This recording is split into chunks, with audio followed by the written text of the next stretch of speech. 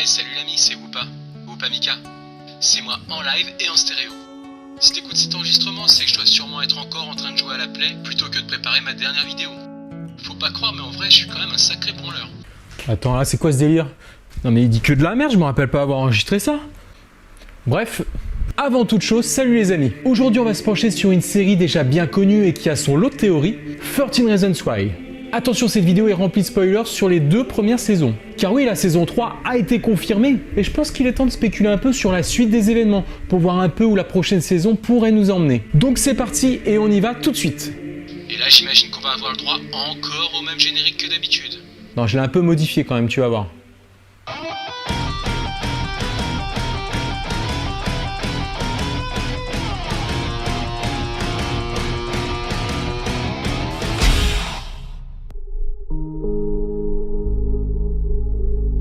Avant tout, j'aimerais partager avec vous mon avis sur cette série phénomène qui achève déjà sa 2e saison. Si 13 Reasons Why divise concernant sa saison 2, elle n'en reste pas moins une très bonne série.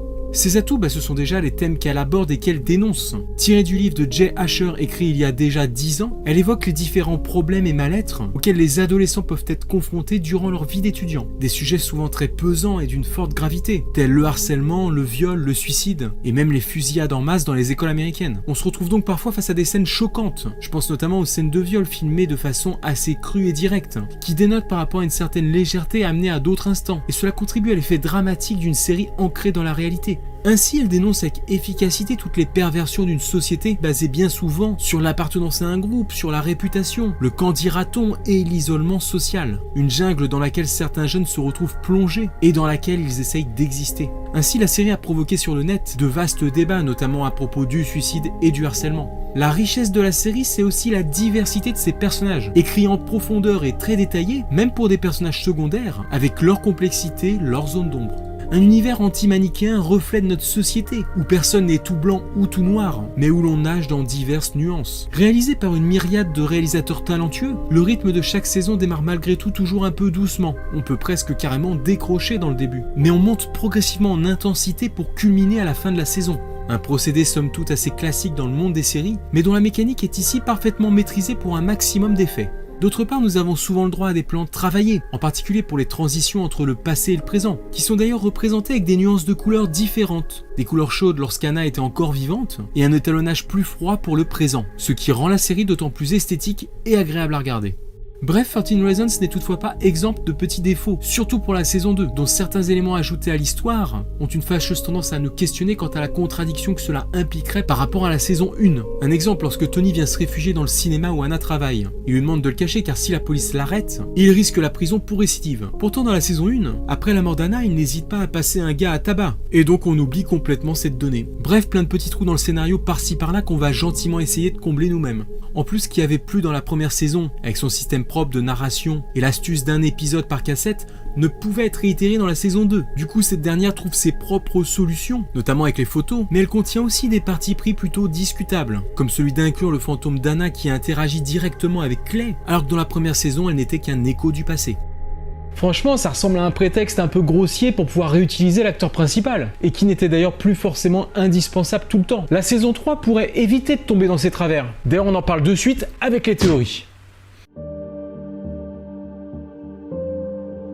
L'accent risque de moins être mis sur Anna Baker dans la saison 3. En effet, les showrunners évoquent bien évidemment le potentiel des autres personnages qui pourraient être mis en avant. Alors bien sûr, le drame autour de la mort de la jeune fille continuerait de constituer une toile de fond à l'histoire. Mais on partirait sur de nouveaux développements futurs, on irait de l'avant. Ce qui est en soi une bonne chose, vu la façon dont elle part à la fin de la saison 2, dans la scène de l'église avec Clay. Ce serait dommage de revenir sur cette jolie fin.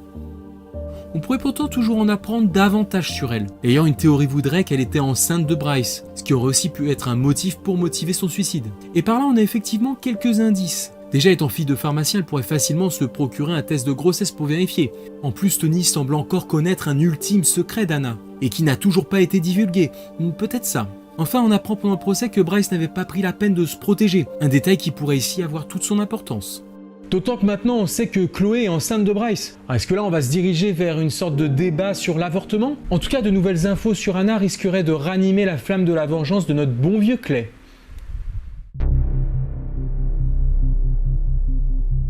On le sait, entre Justin et son beau-père, c'est une longue histoire de haine. Et s'il est finalement adopté par la famille de Clay, il n'est pas pour autant débarrassé de son dealer de beau-père, qui rôde toujours dans les parages. Et on le voit d'ailleurs l'observer de sa voiture en fin de saison 2. Ainsi, on peut se demander, comme rien n'est jamais gratuit, où va-t-on nous emmener avec leur histoire? Il est déjà possible que ce dernier finisse par lui tomber dessus à un moment opportun pour récupérer l'argent que Justin lui a volé. Il pourrait aussi en arriver aux mains, c'est un personnage qui semble nerveux et colérique, et aller jusqu'à le tuer. Sinon, Justin pourrait finir par faire une overdose, à force de rechute dans la drogue. Bref, le destin de ce personnage paraît des plus incertains.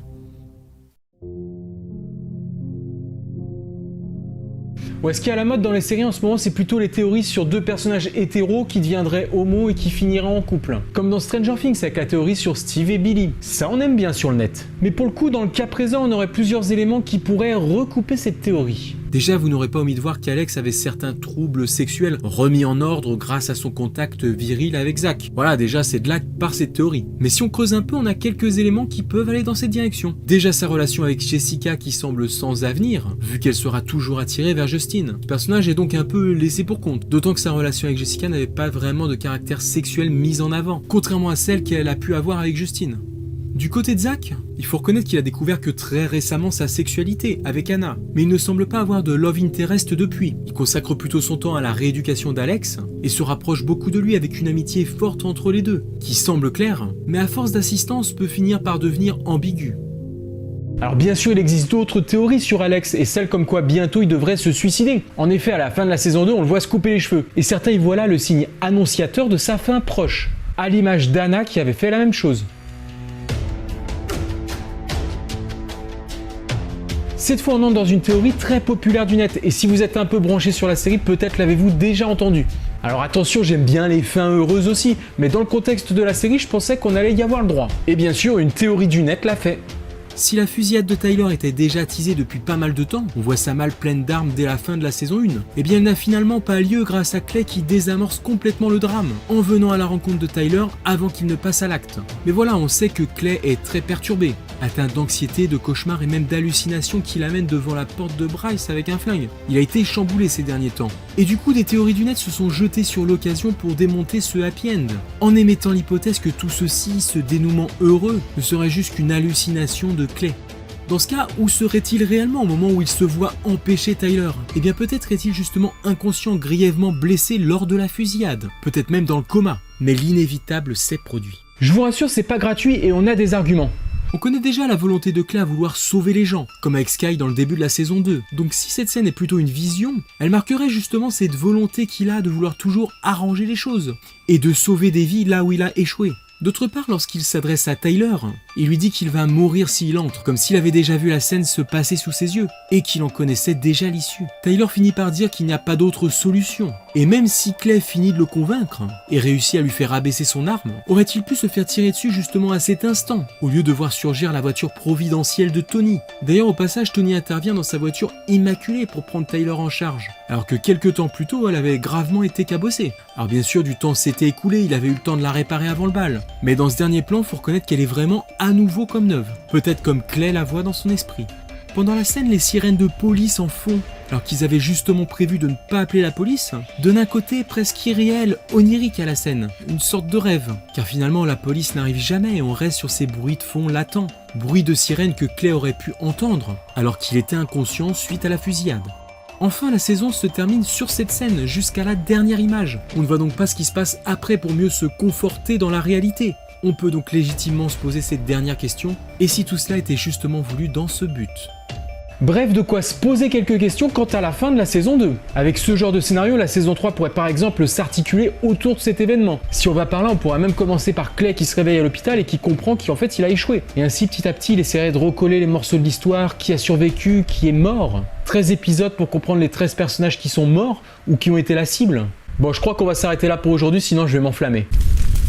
Si ça vous a plu, vous avez qu'à mettre un pouce bleu, ça fait toujours plaisir, et puis après on pourra continuer à spéculer sur tout ça. N'hésitez pas aussi à donner votre propre avis sur la série dans les commentaires. Je les lis tous, vous le savez bien. Allez les amis, moi je vous dis à bientôt. Ciao. I am not the only traveler who has not repaid his debt. I've been searching for a trail to find.